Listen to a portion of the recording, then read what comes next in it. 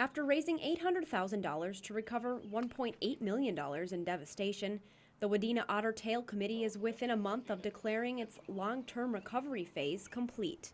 You don't have to think these are your last days, that it's possible to recover from a disaster. Members of the Recovery Committee are offering advice about long-term recovery from their state-accredited disaster recovery model. Advice shared included ways to market fundraising efforts to cover the costs of recovery, as well as ways to coordinate volunteers and organize a long-term recovery committee. In order to succeed in a long-term recovery, the committee stressed the importance of putting regional and political boundaries aside. Duluth is overwhelming.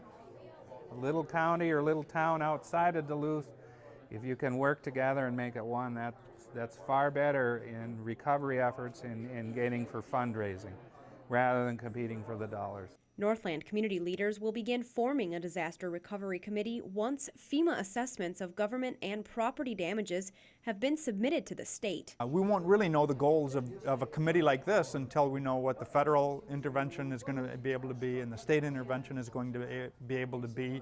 But we're all sitting here together trying to say we're going to go through this together and put together the very best response. The Wadena Otter Tail Committee is made up of 20 community members who meet twice per month. The Northland Recovery Committee will use a similar model and be made of local business and community leaders. It is about the community taking care of and forming this committee, and really the community being the committee and taking care of their neighbors, not the governments coming in and doing it. Anyone interested in serving on the Long-Term Recovery Committee should contact their county government. In Carlton, Jennifer Walsh, the Northlands News Center.